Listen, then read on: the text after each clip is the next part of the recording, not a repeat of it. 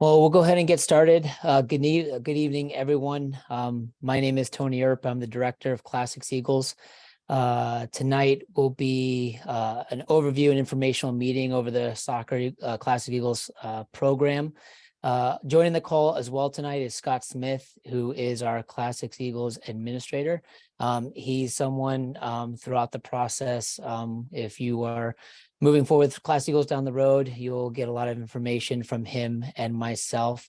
But he's always another resource to reach out to with questions. Tonight, my plan is kind of as follows. We'll kind of go through a couple things. One, I like to start these calls with kind of looking at, club soccer in general. For a lot of people on the call, this might be a move first time to this level of soccer out of the recreational program. So there's some things to navigate and think about. And I like to talk about, some what I call kind of knowing our whys. In terms of looking at youth soccer, understanding what our whys are as parents, as coaches, and even for the players. When you're looking at options for your child at the soccer club level, I think that's important. We are blessed to be in a community, in an area with lots of options for kids to play soccer, and understanding your whys and what you're really looking for, I think is important to help navigate that process and the decision you're making in terms of, what program to put in for your kid in. Class Eagles works for a lot of families, but there's, some options depending on what you're looking for. There could be other options out there. I start with that because I always want to be a resource for parents, not just for Classic Eagles, but for youth soccer in general, and Scott as well. If you have questions, kind of about options in the community, we're happy to kind of answer those questions. Every club offers, this experience a little differently. Classic Eagles is very unique, and we'll talk about that tonight in terms of how you come into the program, how we're designed and set up, which is a little different than other clubs. And then at the end, I'll leave plenty of time for questions. I can get long-winded, and I'll try my best not to tonight, to leave a lot of time, for people to ask questions and clarify anything that we talk about tonight, through these slides. But in essence, after that, we'll kind of really just talk about, kind of how you come into the Class Eagles program, what to expect through the season, what's included in the fees, and then just kind of what, I kind of feel like the Class Eagles program represents, and kind of what, who it serves, in terms of that youth soccer experience. So we'll go ahead and get started going through here. So like I said, I like to talk about the why. So when you're looking at, the youth soccer experience for your child, for me, I've got kids that play as well. And, I think about why they're playing and what's important to them now. And that's something to kind of really consider as you're looking at the youth soccer experience. We all have, reasons why we want kids to play, and then what the reasons the kids have to play is very important as well. So for a lot of kids, and these lists I have are not extensive. There's plenty of other reasons why, but these are some of the ones that come top to mind or talked about the most.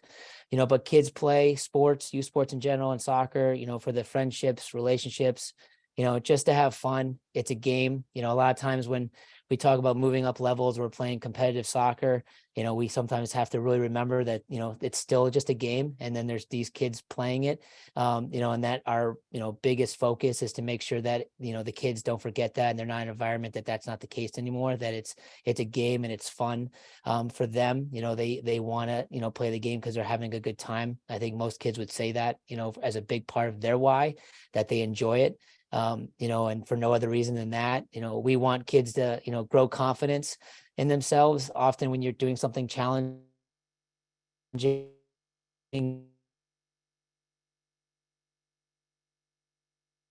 you improve in it, that kids confident, developing new skills and learning how to navigate that.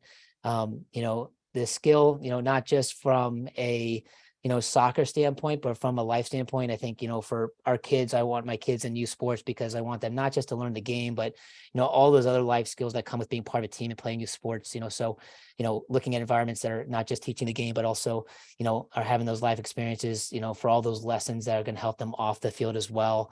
Healthy, keeping the kids healthy, keeping them moving, exercise, activity is huge. I've talked to kids and they say they love playing the game because they get to run and they, it gets them tired and they feel like they work hard.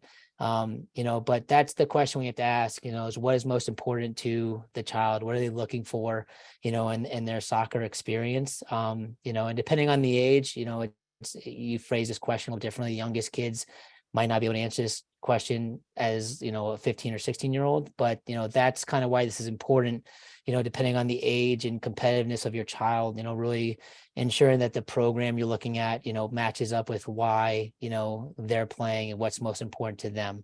And it's not right or wrong. This is more important than others. It's very personal decision, like for us, but for the kids as well. So for parents, same thing, we sign our kids up for sports and activities for, these same type of, reasons. We want our kids to have the confidence, healthy habits, life skills, the relationships they build in youth sports. Same things for us as parents. A lot of times, with these teams, the parents on the sideline become very close friends, so there's relationships not just with the kids on the field or, other kids in the program, but also between the parents.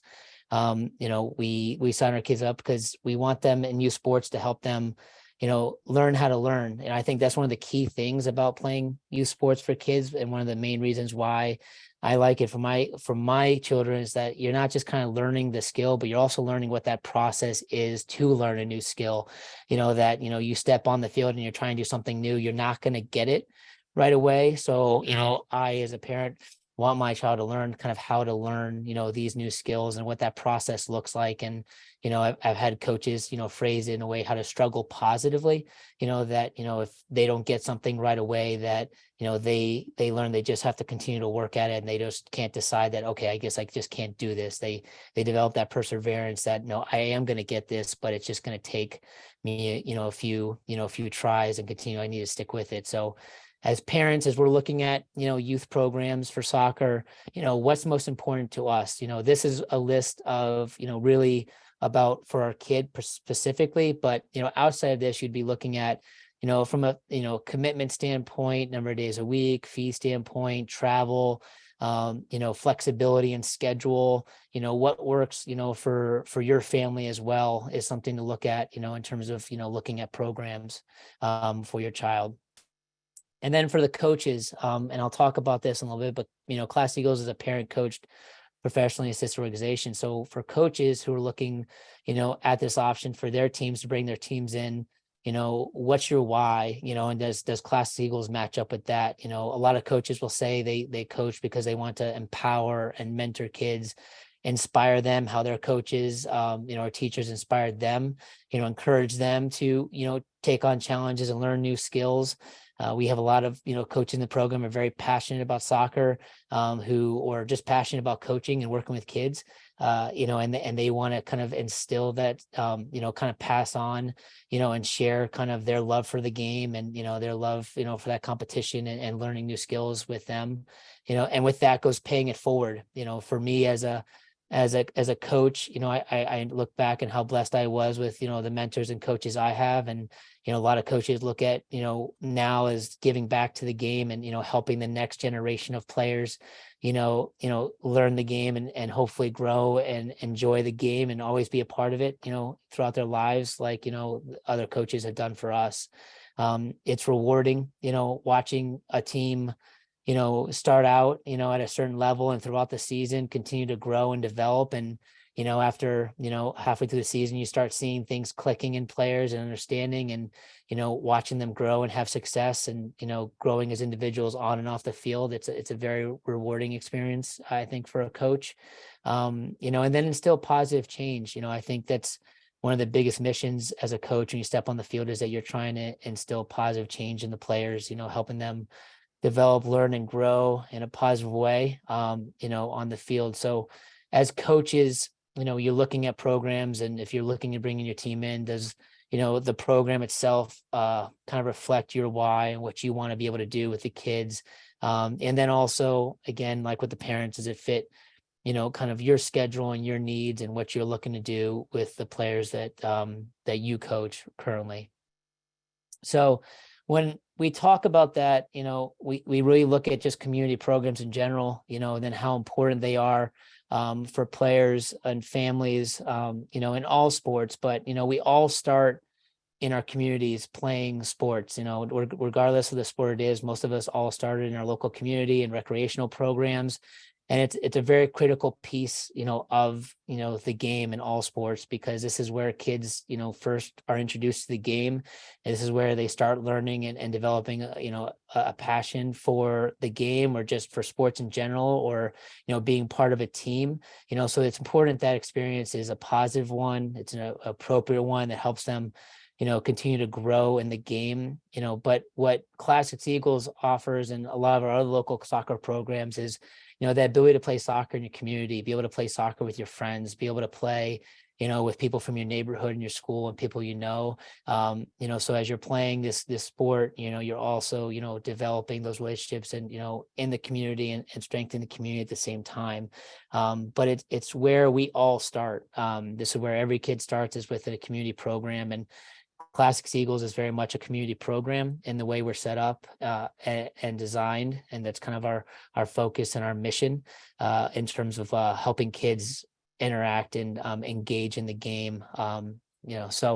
But the community soccer programs, even at the youth soccer in national levels, they're putting a lot of resources and emphasis at the, what they call grassroots level, because of how important it is to, foster that love for the game. We want kids to stay with the game, continue to play, enjoy youth sports. So many kids, and you see the stats all the time, for a lot of reasons, drop out of sports, not just soccer, but others, because, it's doesn't become fun, or too serious, or too competitive, too quickly, too much. And they experience burnout, or, other things that kind of push them away from the game. So it's important that the community environment for sports and soccer in general, in relation to this call, is a very positive one, and one that kind of, again, helps kids stay in the game for as long as they choose to, and not kind of pushed out for other reasons. So to talk about Classics Eagles a little bit more, here's our mission statement within the club. Our goal is to expand and enhance youth soccer experiences for all kids who want to play with their friends and choose their team. We'll talk about this a little bit. This is, for me, one of the biggest things about Classics Eagles, is that we are a program that the vast majority of our teams coming together as groups of friends, teams from other programs, or the recreational program, with that ability to play competitive soccer at a higher level and to continue to grow in the game beyond the recreational level, but also be able to kind of do that and choose what that looks like, be able to play with your friends. Most soccer clubs are tryout based, and you try out and you're placed on a team with other players of like ability level. And, that's how that is set up. With us, we really want kids to be able to come in and play with friends. That works really well for a lot of, kids who do other activities together, or, live in the same neighborhood, same school, do other sports. And, they want to continue to play soccer as a soccer family, and play with kids from their communities. So that is kind of what we try to provide, so that if you want to continue that experience, be able to play, you can kind of choose your team still, but still play at the competitive level of soccer, and find better competition, more support and training, and development for the kids and teams as well. So then who is it for? It's really for any child or team who wants to play soccer at a competitive level, benefit from all the great experiences that come from playing a team sport in their community of friends. Again, outside of the game itself, I love soccer, but I think what I loved most was being able to play with my friends and being part of a team and everything that comes with that. When I stopped playing, I think what I missed the most was not necessarily playing the game, although I still play when I can, but just being part of that team and all the memories and experiences, with my teammates, my coaches, and the other families that in essence became a larger part of my family as well. So that's really kind of who we designed the program for, and I think that's probably true of most soccer clubs as well. So talking about the Classics Eagles program, kind of as I kind of mentioned already, we mainly, as a club, I would say the vast majority of teams coming together. They register as a team. A coach brings a group of players into the program, they bring a group of players in the program to play together as a team. That coach kind of identifies the players that are on their team, and they register together. To come in as a team, you do not need a full roster. Most teams are not full. A lot of teams will come in, if it's a 7v7 team that typically has 10 to 12 players on the roster, they might have 7 or 8 kids that are committed and come in together, and then that team looks for individual players to fill in the spots of their roster. But I would say we have 54 teams in the club right now that the vast majority of them come in as a group, either as a full team or as a majority of a team, and then look for individual players who are looking for a spot. And that's where the second part you can come in as an individual player. When you register as an individual player, what you're telling Classics Eagles or telling Scott and I is that you're looking for a team. As I said, then what we do is we connect you and we share the list of players with the coaches and teams that are either currently in the program who are looking for players next year, or for new teams that are coming in the program that are looking for players for next year. And then as an individual player, kind of 2 things happen. Those individual coaches and teams will kind of reach out to the family directly, and they will, tell you about their team, their age group, they're coming in, and then it's up to the individual family and the coach to decide if that player will be added to the roster. Classics Eagles does not place anyone on a team. Anyone who's on a team, that's a discussion agreement between the parent of the individual player and the coach. But that's how individual players come in. You're put on a list, and teams who are looking for players will use that list to add to their roster. Part of that, with that process, is that teams can invite those individual players out to their practice, like a lot of clubs do, where you get to practice with the team and meet the coach and see, if it's a good fit for everyone. The other thing is that we have player assessments. We'll do those starting next Sunday. I think it's August 23rd, not August, April 23rd, off the top of my head. And we'll do those each Sunday throughout the rest of the spring. And then we have some other assessments the first couple weekends in June. And those assessments, it's the same thing. Players can come out. And then, as coaches who are looking for players or teams, we kind of can watch the players and see if there's teams that are open that would be a good fit for them. We don't hold tryouts. So the vast majority of other clubs, soccer clubs in the area, have tryouts. And with those tryouts, they bring players in together, you try out, and then you're placed on teams based on level of ability. That's not how the Classics Eagles program works. Again, most of our teams come in together as groups, and then the individual players are, can be moved onto those teams based on availability. If you're an individual player, we cannot guarantee a spot on a team. But depending on availability in that age group, that's, kind of how the likelihood is. And what Scott and I do throughout the process in the spring is we'll keep communicating with the individual list of players and the coaches to keep trying to connect individual players with those teams. If we have an individual player on the list and we don't have a team in that age group, we will let you know and right away. So, you're not sitting around waiting as well. We try to keep those lines of communication open throughout the spring to kind of let you know where the status is. Teams currently in the program and then teams coming in usually kind of start that process in the next week or two to start, understanding what their roster needs are for next year and if they're coming into the program. So new teams can come into the program all the way up, through the end of May, start of June. So there's never kind of a set deadline of when players can be added. It's a very fluid process depending on what teams have spots available and when those teams come into the program. The other thing we have done in the past is if there's enough individual players in an age group and gender, we can create new teams of individual players. The only caveat with that is that there would need to be a parent within that group of players who would want to take that team as a coach.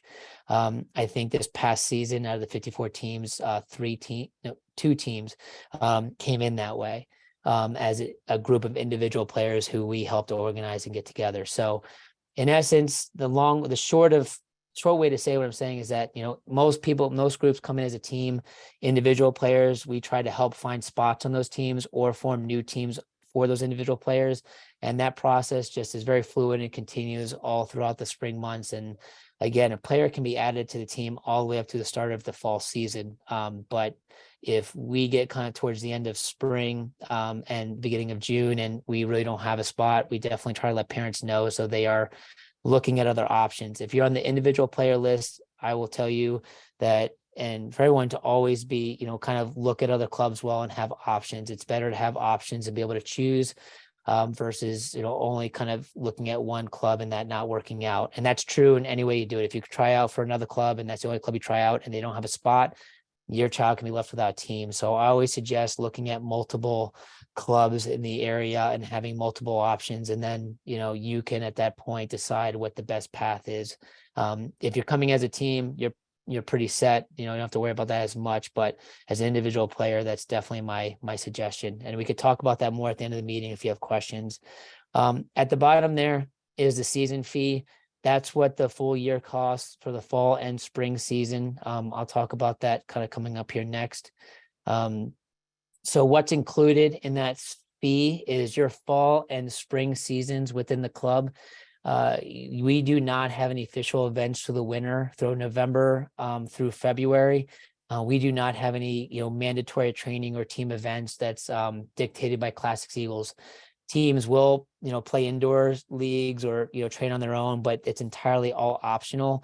And again, mainly because a lot of our players, and the one thing great about the program is it very encourages being involved in lots of different activities. So, in the winter, if you're doing basketball or another sport activity, there's no team conflicts or nothing that's required for you to be at that you would miss, your other sports activities.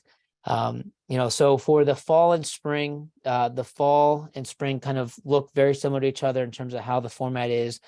What's included is, in the team and play registry fees is your entry fees into the leagues, referee fees for the games. Each team will play in the end of season tournament for the league we play in. And then, for the training facilities, game fields, we do in the fall a preseason camp for all the teams where the teams get a professional training session with a professional coach, and then they train with their team. So we do a team camp at the beginning of August. And then team scrimmages where we do an interclub, scrimmage event, which is a pretty fun weekend in the fall. It gets all the teams out at Liberty Park on the field playing and playing against each other. So we do that, in the fall. For the spring, we do indoor training sessions at Toka, which was formerly Super Kick.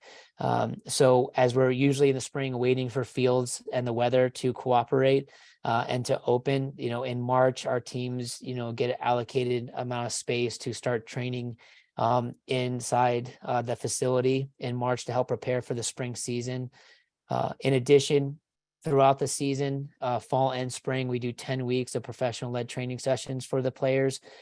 So each week there are these individual training sessions. And by that, I mean, it's individual registration, not team-based, but they come to these group foot skill sessions or goalkeeper sessions. And there's usually about 2 to 3 options per week for each age group band. And then players can attend at least 2 of those a week if they want to. But we lead those sessions. I lead those now, and other professional coaches within the program that we bring in can lead them.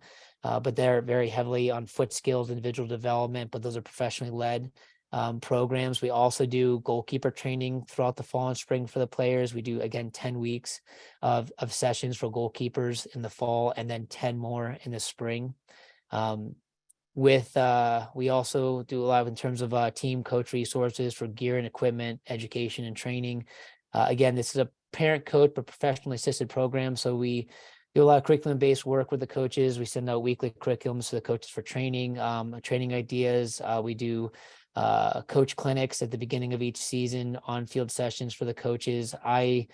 For coaches who want to meet weekly and talk about their teams, go over games or go over practice plans, that's kind of what I'm here for. Coaches get a bag of, training equipment with some cones and training vests for the season. And then they get some allocated, resources for getting coaches gear from soccer.com, who we use as our uniform distributor. And then obviously from a dedicated administrative support to staff for the coaches and the parents. With myself and Scott, we help with a lot of the administration items throughout the season for both. For coaches coming into the program, there is a little more administration than being in a rec program that has to be done at the team level, and I'll talk about that a little bit later. But that's kind of what the season looks like for most of the time. What a typical season looks like, to kind of break it down even a little more, is that within our program, the teams get 10 games in their league. So they'll play 5 home and 5 away. So if I have my team, my daughter plays for CE Lions. In the fall season, they'll play 10 games. They play 5 home and 5 away. The home games are at Liberty Park for Classics Eagles, or Havner Park is usually where our home fields are.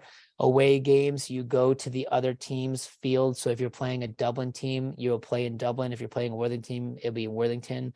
Most teams in the league are from that 270 loop. So you're not traveling really farther outside that 270 loop. Most games are there.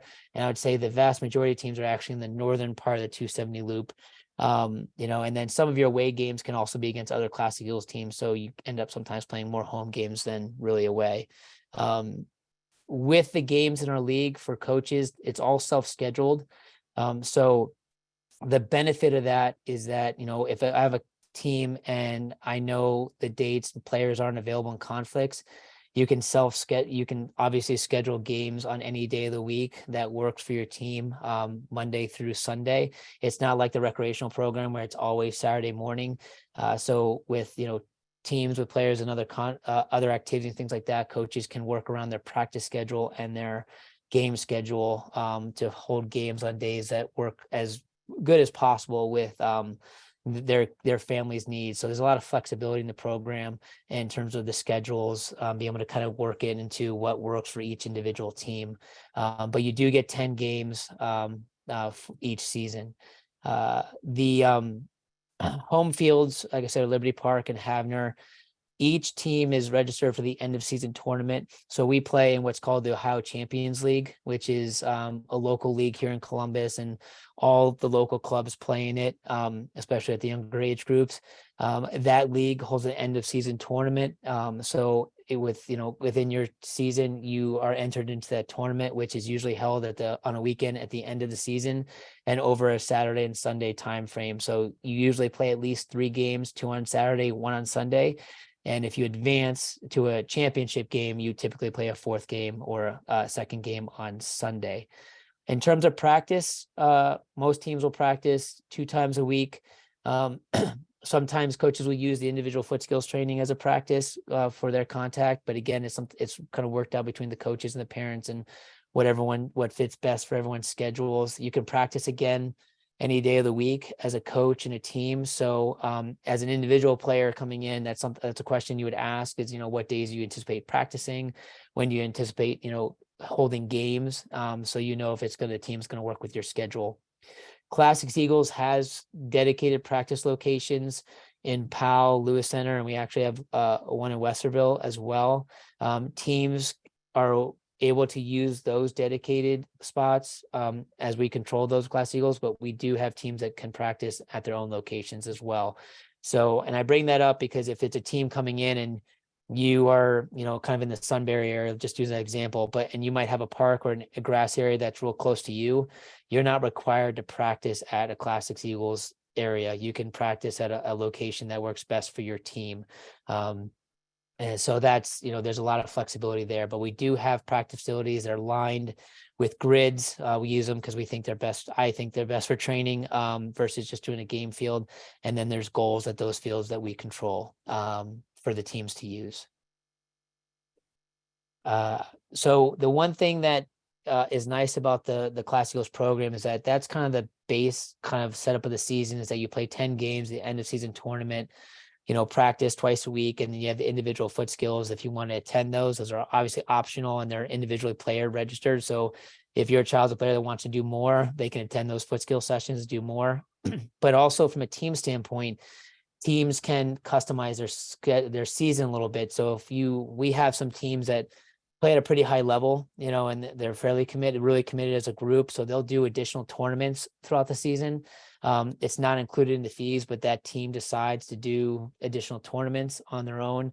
You can also kind of set up that, your team wants to do more professional training with, a coach each week. You want to include winter skills or fitness training, additional for your team. You can add things, as a team if you want to, but it's kind of up to each individual team. That's for this program. It's very team based, in terms of, the experience, which is, for us is kind of what we're about, is that it allows that group to kind of set up their season in a way that works best for them, their schedule, and, those players' commitment level, and time commitment level and resources and things like that, that fits best with that group. So I would say the vast majority of our teams do just really the kind of what's included in the season. And then we have a handful, probably about 10 teams that will do some additional stuff, in varying degrees based on their level of competition. So the important dates, just to kind of know, here is just for team registration. The deadline, which is not a hard deadline, is Friday, May 26th. We kind of say that because from a timing standpoint of getting your team in, if you're bringing a team into the program, in terms of if you need players and also starting to get set up for the league items, and getting kind of prepped for the fall, that stuff starts pretty early in the summer. So the earlier your team's in, the easier it is to kind of, go through those steps kind of at a regular pace, versus the later you come in, the quicker all that stuff happens, and it can be kind of a lot coming at one time. So I recommend that teams are in and registered, and they notify us they're coming into the program by May 26th. Most teams will do that much earlier, especially if they're looking for players, so they can start using the individual player list to find players and attending the assessments that we hold. Kind of right now, we have 3 teams that have kind of already committed for next year, and that process will start for them to help them start finding players. But there's no hard deadline. Even for player registration, if you're signing up for the individual player list, you really can do that at any point. The earlier you're on the list, the more likely a team could pick you up. The later you get on the list, and the later we get into spring and starting the summer, the less spots there'll be, because teams will, have filled their rosters, most of the time by that time. As I mentioned, the players set to April, May, and June on our Class Eagles website. All those dates are there.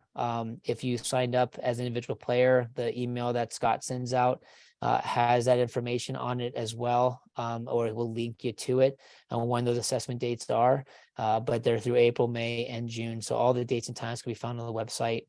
For a planning purpose, for parents, just so you have an idea of the cadence of the season and timeline. Our team camps, as I mentioned, for the fall season will begin that week of July 31st. We know players are out of town. Sometimes they still do vacation during that time because kids are not in school. It's not a problem. Again, it's not, or if you're not there, it's a big issue or anything like that. Coaches understand that. We understand that, people are still on vacation and enjoying their summer as they should, but that's when it starts. The team scrimmages will be that weekend, August 5th and 6th. And then the fall season really kind of takes place through August and October. As I said, winter, November through February, has no official events. And then we pick up the spring season with the March indoor season starting in March and then goes through the end of May. All teams, for the most part, for the spring season are done before Memorial Day weekend. So, for this spring season, our teams will be finished before that weekend, unless there's a reschedule or something like that needs for a game due to weather that had to be pushed back. But that's really the cadence of the program in terms of our schedule again. So it's that when you register for the season, you're committing to your team for the fall and spring season. And that's when those seasons are held. Again, fall is August through October, and then spring is March to May. So when you register for next season, it's not just for fall. You're registering for that fall 2023, spring 2024 season, and the teams stay together for those 2 seasons. So if, Sea Lions, my daughter's team, was when they sign up, they're signing up for fall and spring. So that's usually how you come in, with a team or as an individual player for the program. Just kind of ending on this, if you follow us on social media and on our platforms on Facebook or Instagram, you'll see a lot when it comes to our CE way. We use that hashtag a lot.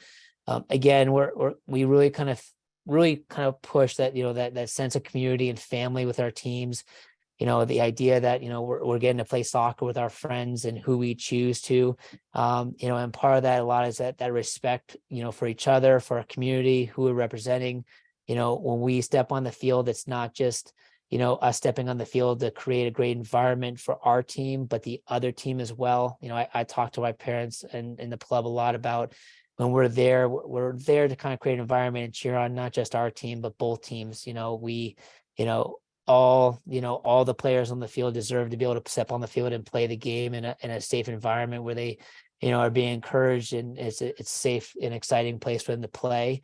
That we have that kind of respect for ourselves, our community, for our opponents, and the game itself. So again, it's, we talk about referees particularly a lot, in terms of the, environment around youth sports. But sometimes what you can find those toxic environments when there's a lot of screaming, yelling at games that, we lose referees, but, we also lose players. I guess, if you're 9 years old and you're on the field playing, and every time you do it, it's, a very fearful experience because there's all this screaming and yelling at you on the sideline. I don't know how long you're going to play that game. So, we really try to, push and, talk about this idea of respect, for, the game and ourselves and the community, and, just being fortunate enough to be a part of it, and, and really trying to be ambassadors of the game to continue to keep it growing, keep kids in the game, keep referees in the game, and just, really, kind of harping on those, principles every time we step on the field. We talk about that for our players, coaches, and parents. And, we know no one's perfect. We always have, moments that are, not our finest, but, it's something that I think as a club, we really try to pride ourselves on. And, I think overall do a very good job about, kind of really creating a great environment for the kids when they step on the field and playing. And we kind of, really reference the CE way. Throughout the season, we have parents, coaches, and players, nominate, each other. A player can get nominated, a parent can get nominated, and a coach can get nominated for, really representing these values throughout the season. So a little bit about me, and I only bring this up because of my attachment to kind of Class Eagles and why I took on this role 3 years ago. But I grew up in Florida. I moved to Ohio to play at Ohio State. That's where I played for 4 years. I was a teacher. I got my master's in education. I taught for 2 years before I moved into soccer full time. I currently hold a C license. I've been kind of at this about 18 years as a coach and director of multiple levels and age groups and teams. So I've been doing this for quite a bit. I like creating a lot of articles and, training videos and putting resources out there, not just for, Class Eagles families and parents, but for, everyone to try to help, kind of grow the game and provide resources for, those who are interested in the game and learning more about it. But I think for me, one of the things that, this program hits home is that I was parent coach till I was about 16 years old. I think that's why I love the game so much. All my teams growing up were friends of mine from my neighborhood and area. And it was, and I really think that's where my love for the game and my, drive to train and improve, came from. So I really believe in, this opportunity and model for, coaches who want to coach their kids and, their, kids from their communities, to be able to do that, and we're kind of getting into, a generation now with more people have grown up playing the game. A lot of our coaches were, parent coaches, probably would be professional coaches in our clubs. They've played, at the collegiate level. They have a good background experience with it. They have kids, so they understand, kind of what that like as a parent. That's the benefit of that is as a parent coach. I know what it's like to be a parent, what I'm dealing with and navigating with, my kids and our daily schedules, and they understand what parents communication, what they need, and, when they need it, and creating that kind of family environment, without the kids. And then obviously be able to teach and coach and work with young kids and understanding where they're at and how to come down and meet them, where they are developmentally to help them grow and really enjoy the game. So, I was parent coach, most of my life, and again, it meant the world to me. And I think it, kept me in the game. So, I talk passionately about the program, and I think that's part of it. And that's why I kind of always bring it up. So my final thought, and I say this all the time, as coaches, and something I, try to preach within the program, is that, we don't coach soccer. As coaches, we coach people, and soccer is just a tool we use to do it. If you're a basketball coach, it's the same thing. It's, you're not coaching basketball, you're coaching kids. You're just using basketball as the tool. So it's much more than the game. It's not really just about soccer. It's about, kind of what the kids are learning from that experience of playing youth sports and being part of a team, and all those lessons and challenges, that, they'll face later on in life, and, what they've learned from that experience to help them really, really succeed way beyond the field and beyond their time playing the game. So, context there, our contact information is all over the website as well, but that's my email address and my phone number. Please never hesitate to email me, or call, or send me a text. And then our club administrator, Scott Smith, who's on the call here tonight, is, his email address is there as well. And again, it's very much on the website too. So a lot of ways to connect with us. Reach out. We'll get back to you pretty quickly if you have questions about the program, or even, again, please don't ever hesitate to reach out just about if, you want to learn more about the youth soccer landscape. I'd be happy to talk to you about it, and, what to consider, what to look at, what clubs in the area there are. Like I said, there's a lot of clubs in the area, and we're blessed, a lot of great coaches, a lot of great programs, do a lot of great things. So my goal as a coach first is to help kids find the best spot for them, and families best spot for them to continue to grow and enjoy their experience. And if that's Classics Eagles, then that's great. But also if it's not, that's great too. And I want you to find the right fit for you, and your family. So tonight, my main goal is to kind of give you a sense of how Classics Eagles is structured and how we approach the youth soccer experience at the club level. And again, it's different for every club. So I'm always happy to be a resource in that way for families.